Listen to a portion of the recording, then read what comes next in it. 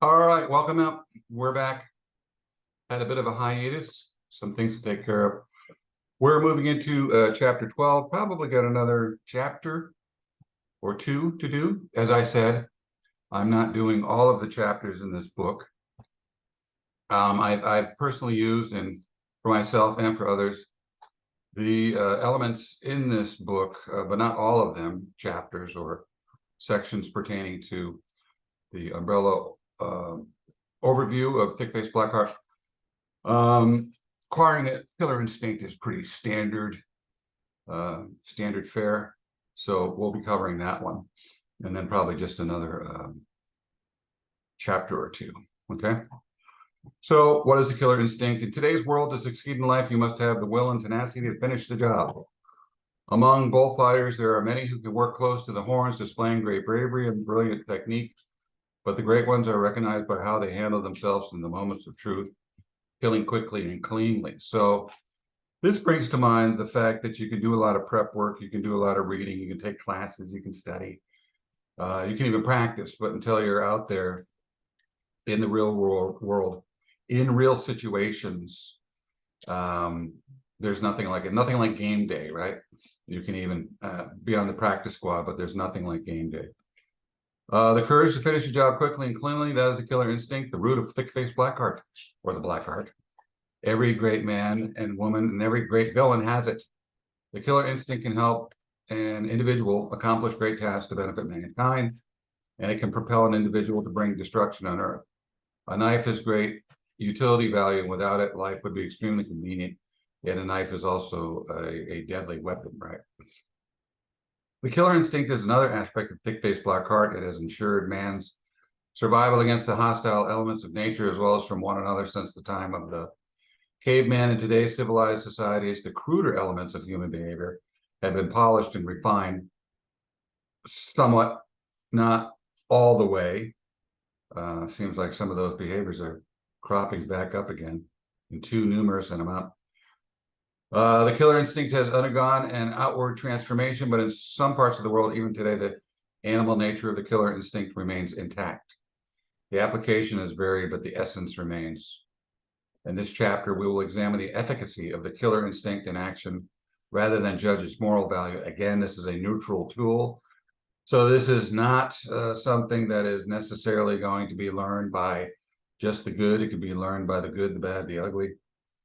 People who have a negative mindset or a negative bent can use it.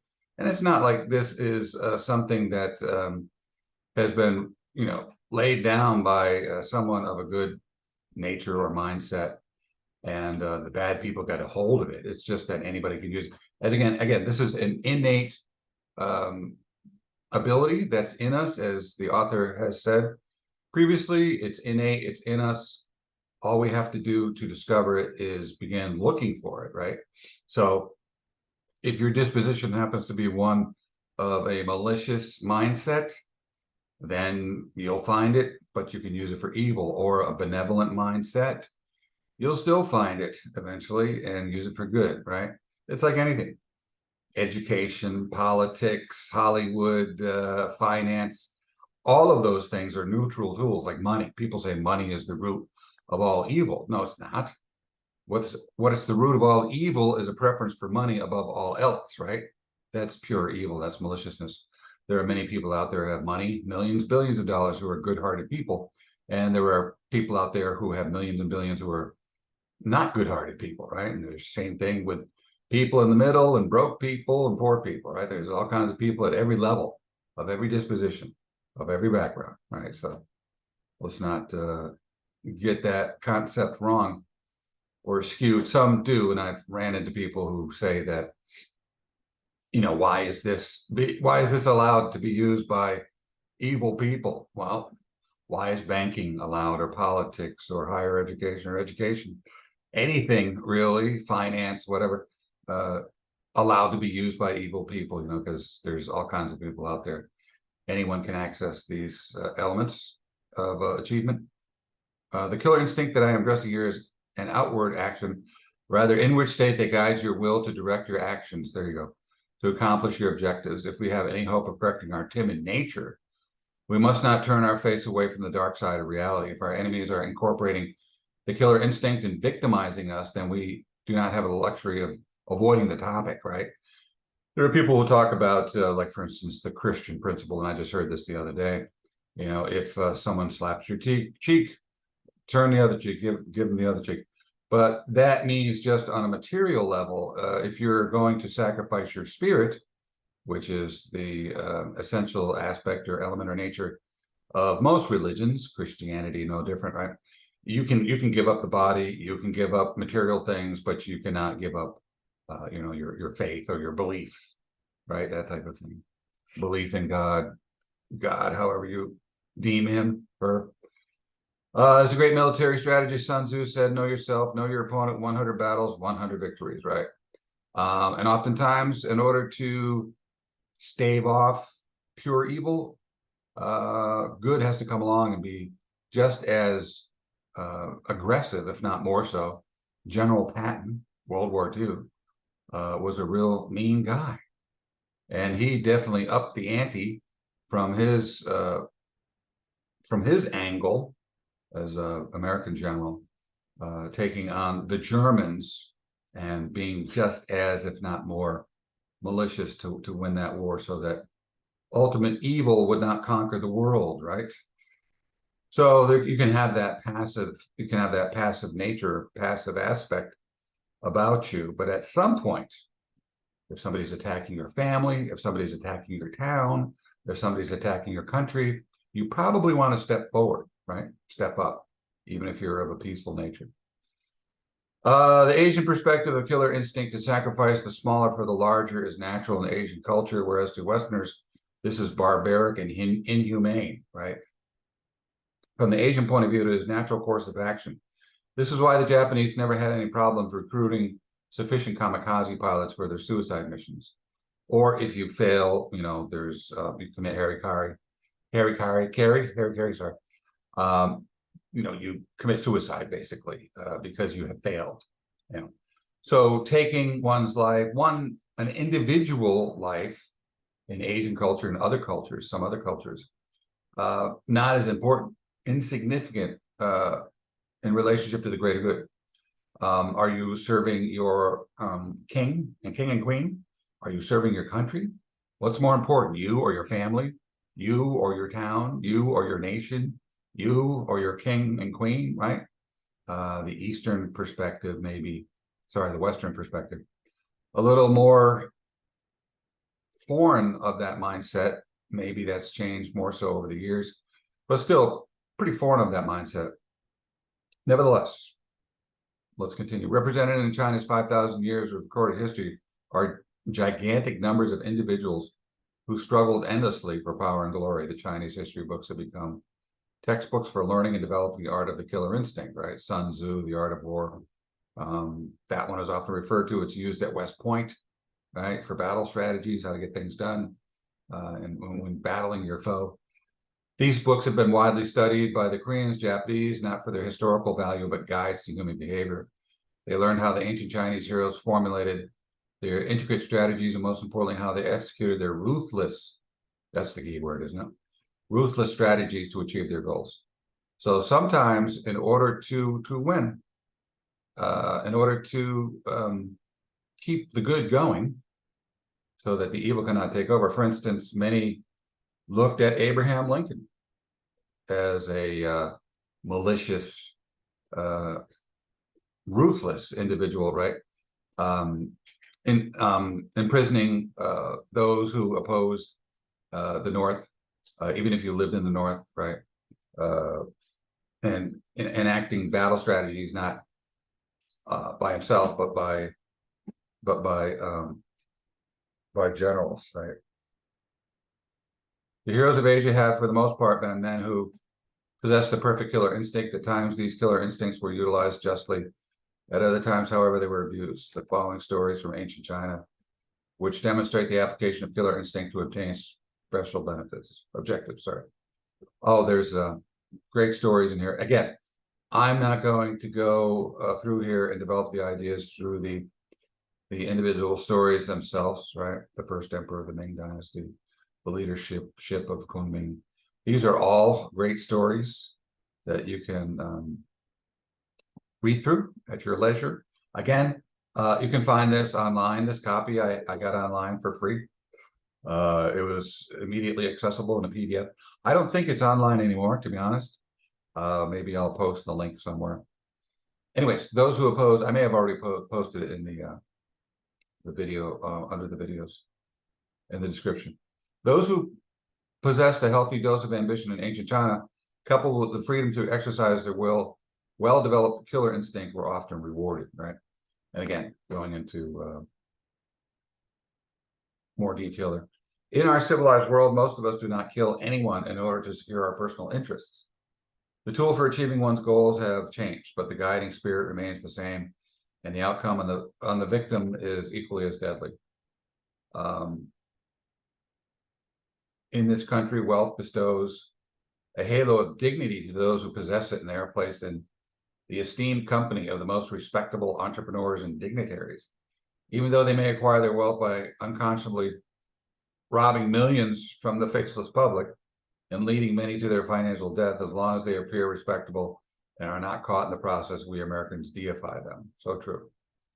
We see that now in music stars or actors and actresses or business people or politicians who might be not completely on the up and up, but as long as they're nice to us and they give us things for free, and you know, we don't know too much about the skeletons in their closets, we will revere them. And then, of course, at some point, if they keep doing these evil things, they're outed, as we've seen in Hollywood, as we've seen again in the political realm. So eventually, it seems like it's inevitable that you'll get caught in maybe 10 years, 20 years, 30 years, but it seems inevitable that you're going to get caught at some point. It's sad but true that one who possesses and is willing to use a perfect killer instinct is, was, and always will be a bankable commodity. Gonna skip down a bit. I like that one. Never go to bed without collecting first. This is kind of the business credo. If you're a business owner, if you're an entrepreneur, as an entrepreneur myself, I've heard that stated.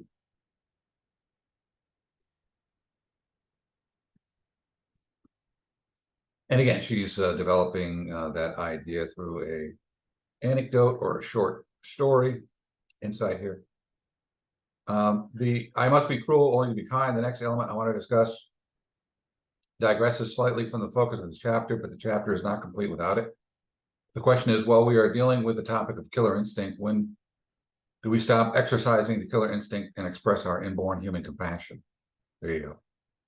That's the question of all questions, isn't it? I'm sure many of you had that in mind as you're sitting there. Yeah, but, well, there it is. As William Shakespeare said in Hamlet, I must be cruel only to be kind. You should never stop exercising your compassion.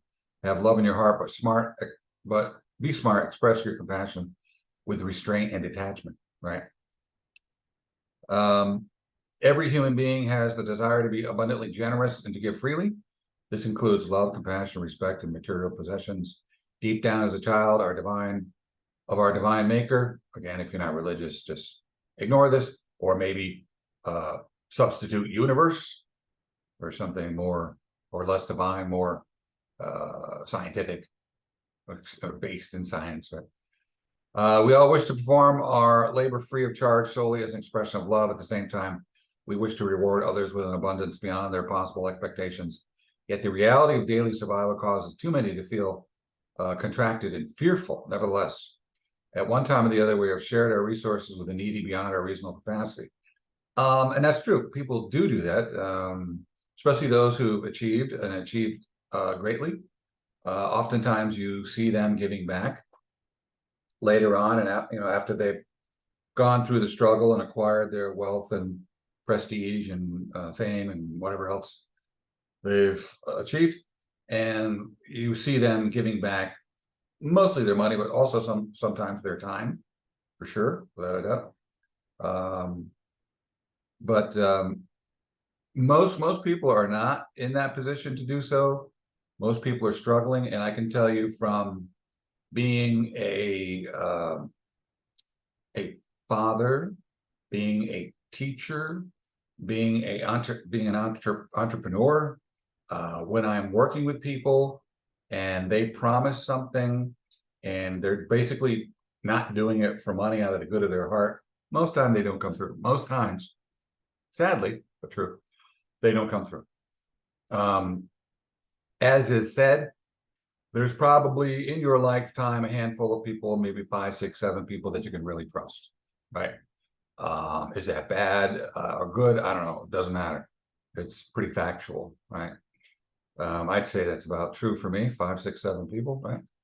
And a lot of other people have gone by the wayside. They may be your great friends and spend a lot of time with you and talk to you, but when times are bad, they move on, or they just move on and don't tell you they're moving on with little concern for you.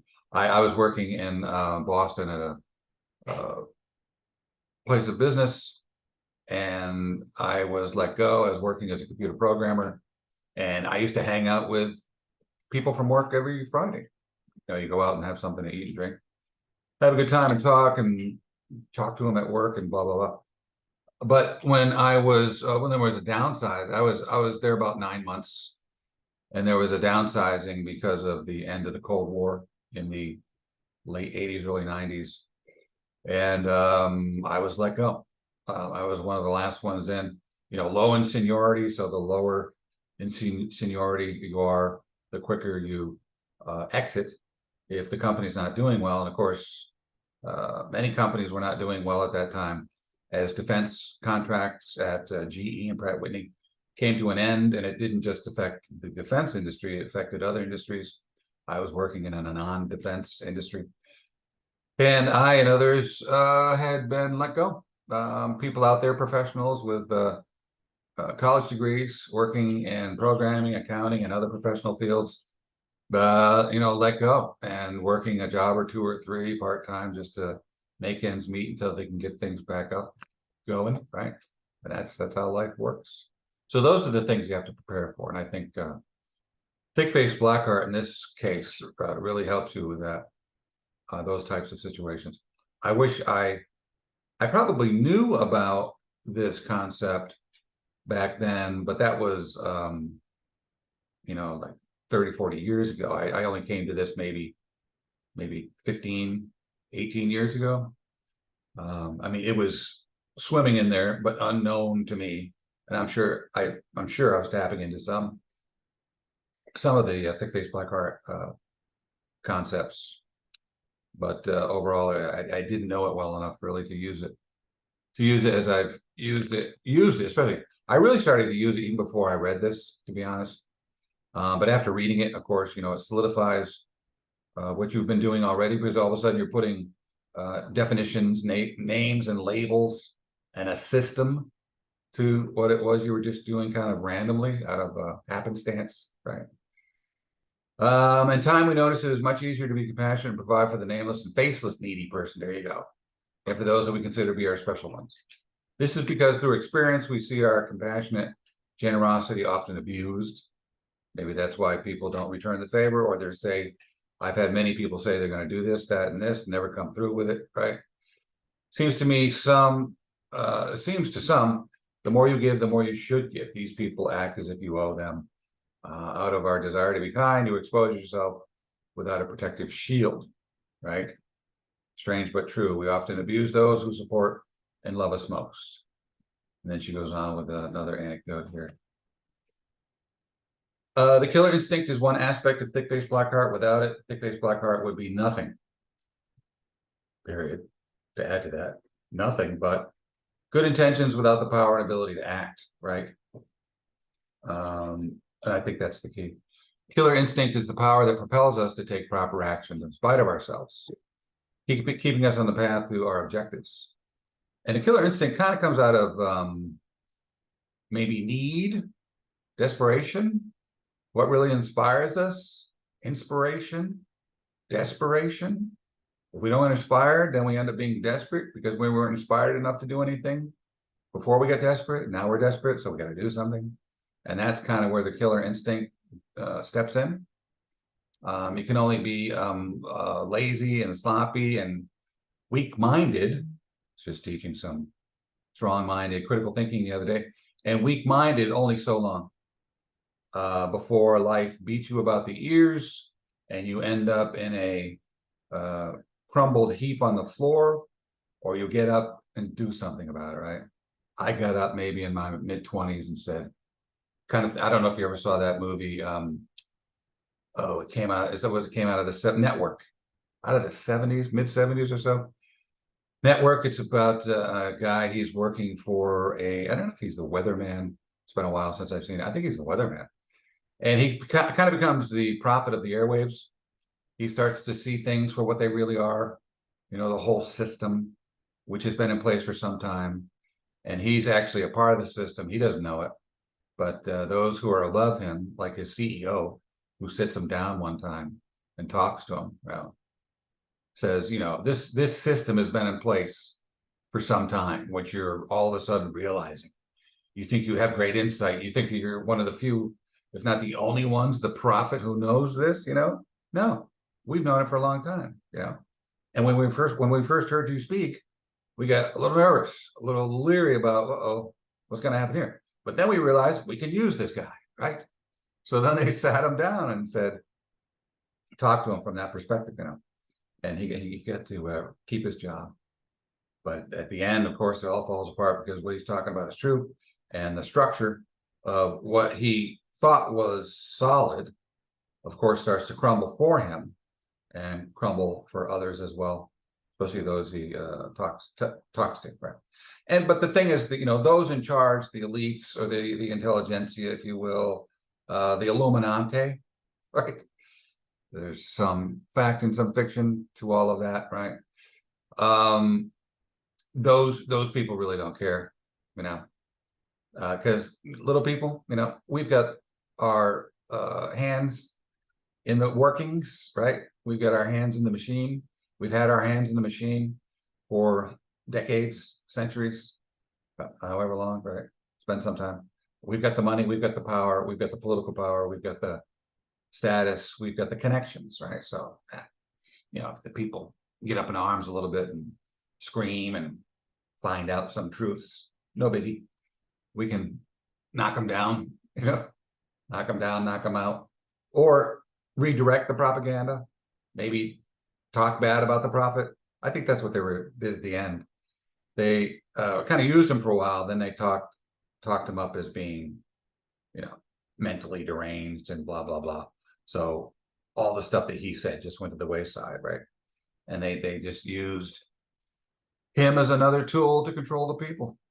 Kind of like what goes on now with the mainstream media. Not much different, to be honest. Anyways, killer instinct is within each one of us and part of our genetic code. True. Due to our social programming, the idea of an inborn killer instinct is repugnant, and we have suppressed it because the instinct is within us. We merely have to reacquaint ourselves with it. And I found that once I wanted to do something, needed to do something. I grew up a kind of introverted, shy, and retiring individual. I hardly talked to anybody unless I knew them, family or friend. It was only in my mid-20s or so where I began to speak up and speak out, speak to people I didn't know. Started doing stand-up comedy, of all things.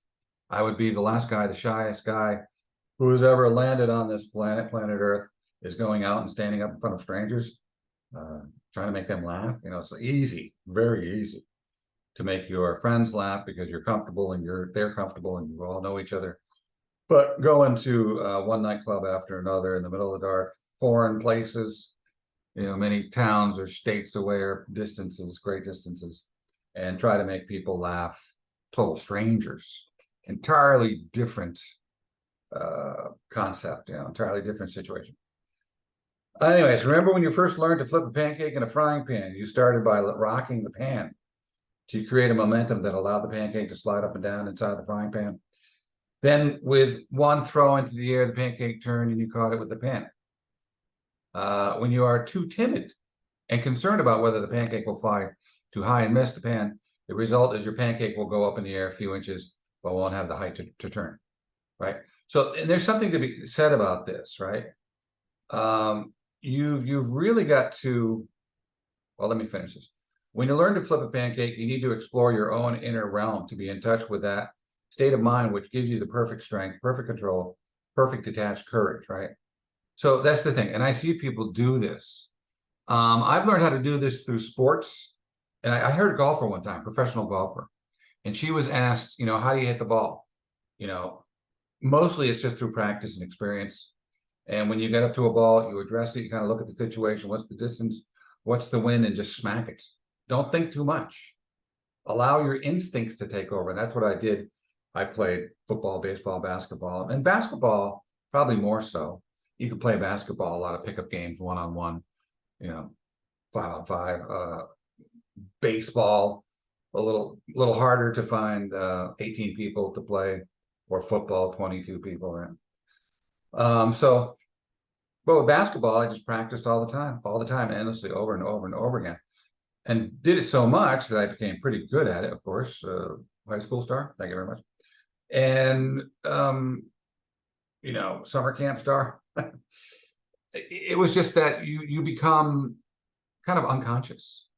It's in your subconscious, but it's almost unconscious.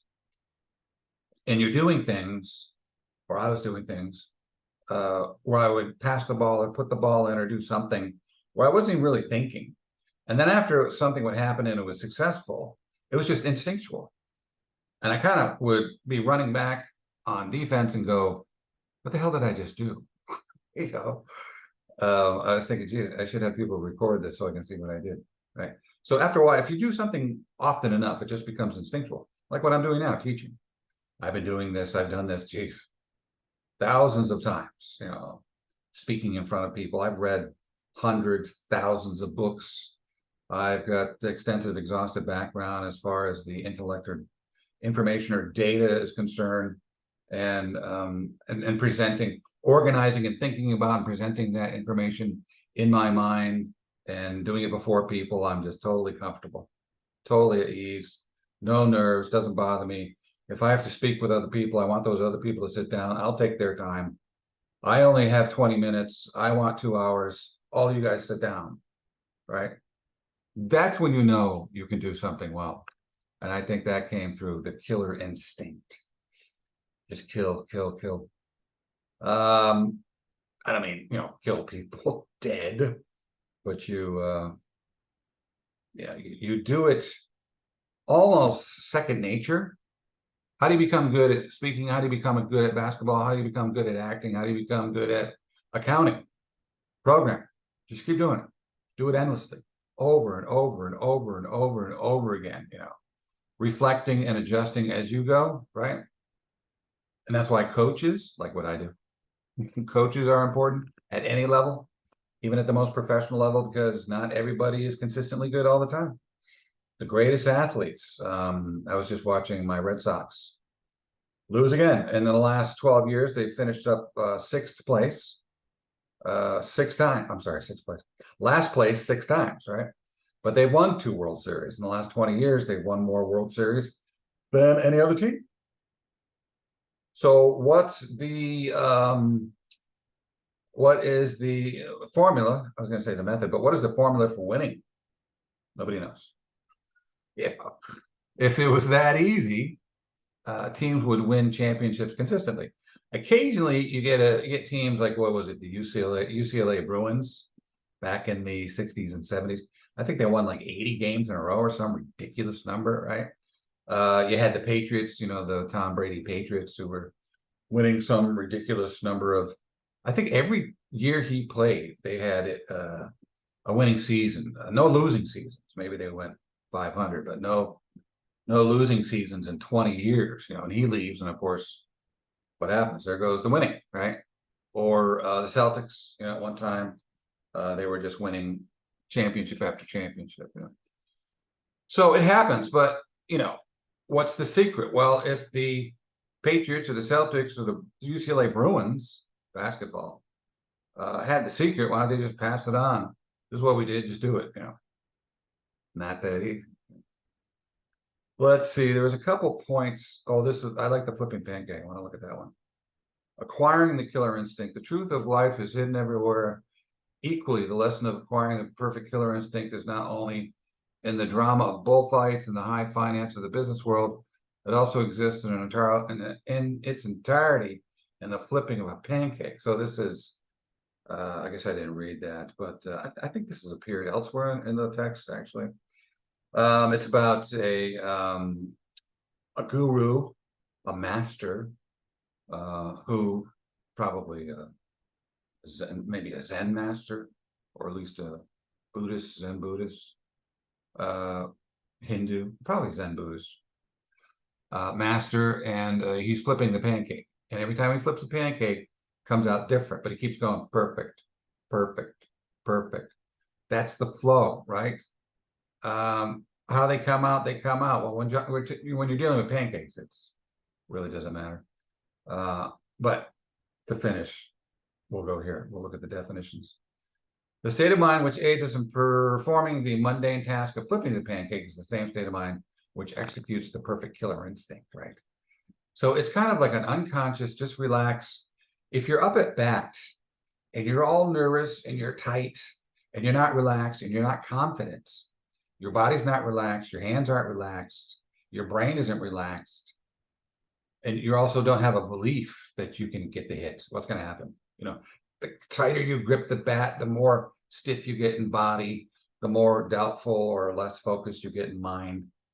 You know, the greatest hitters, the greatest shooters, the greatest passers, golfers, strikers of the ball, and of course, they're even the greats come in and out of greatness. You know, there's ups and there's downs, but when they're in the zone, they've got that killer instinct. They're not thinking. You know, every swing is perfect, even if it's a little different. So if it's a little off, I just got to relax.